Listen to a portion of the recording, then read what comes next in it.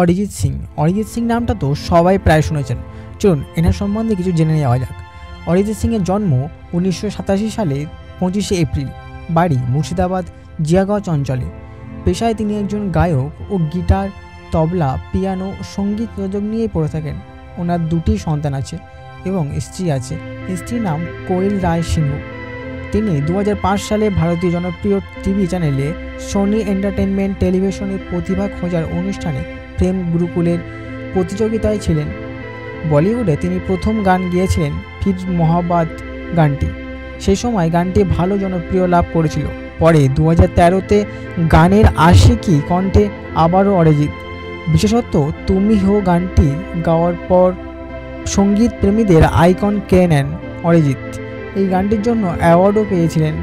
তারপর 2016-তে সুরজ ডুবা হে, 2017-তে এ দিল হে মুশকিল, পরে আরও অনেক গান গেয়েছিলেন।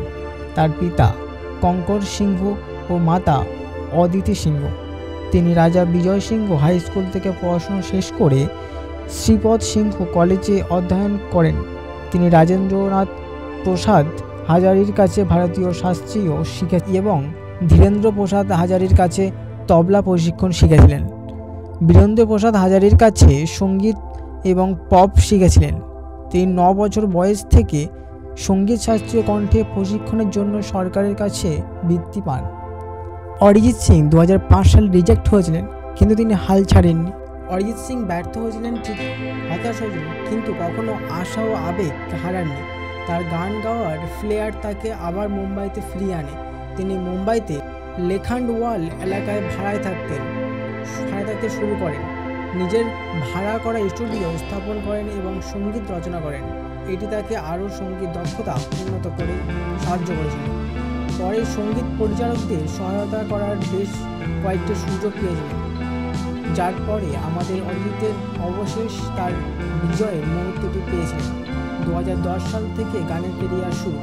2010 সালে গোলমাল 3, 2, অ্যাকশন রিপ্লে ইত্যাদি প্রীতমকে সহায়তা শুরু করেন।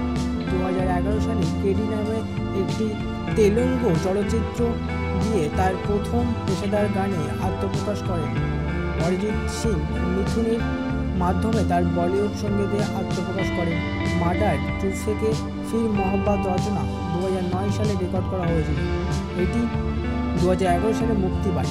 পরবর্তী একই বছর তিনি এজেন্ট বিনোদ ককটেল এবং বরফির জন্য আত্মপ্রকাশ করেন। বিশেষ করে সাংহাই সিনেমার ডুয়ান গানের জন্য তিনি সেরা আসন্ন পুরস্কারের গায়কের জন্য মিচি মিউজিক অ্যাওয়ার্ডে ভূষিত হন এবং একই বিভাগে মনোনীত হন। বরফি ফির লে আয়া দিল গানের জন্য বিভাগ।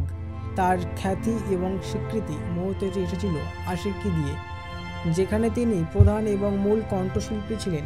অরিজিৎ সিং দুটি অভিনয়ের জন্য অসংখ্য শিরোনাম জিতেন এবং মনোনীত হয়েছিলেন ফিল্মফেয়ার পুরস্কারের জন্য। অরিজিৎ সিং আশিকি গান 2 থেকে তারপর তাকে আর কখনো পিছনে ফিরে তাকাতে হয়নি। তিনি একেবারে কিছুই থেকে তার যাত্রা শুরু করেছিলেন আর প্রচুর প্রতিকূলতার মধ্যে দিয়ে এসেছেন।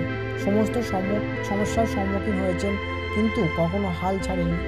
জীবনে গোলাপের বিছানা নয় এবং সাফল্যের যাত্রা সর্বদা কাঁটা এবং ভাঙা চশমায় পূর্ণ।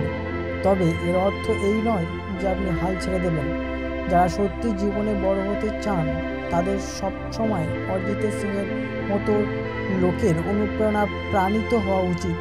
তার গল্প আমাদের সকলের জন্য একটি বই হিসাবে কাজ করে।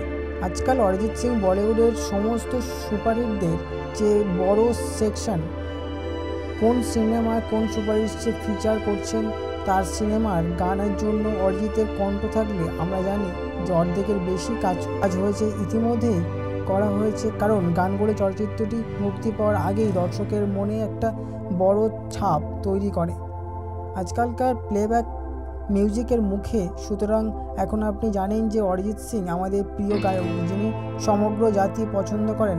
তিনি হিন্দি ছাড়াও আরও সমস্ত আঞ্চলিক ভাষায় গান গেয়েছেন, যা হয়ে ওঠেন তিনি শুধুমাত্র নিজের প্রচেষ্টা, ক্রমাগত কঠোর পরিশ্রমের অভিজ্ঞতা। ধন্যবাদ। ভিডিওটি ভালো লাগলে সাবস্ক্রাইব করবেন এবং পাশে থাকবেন।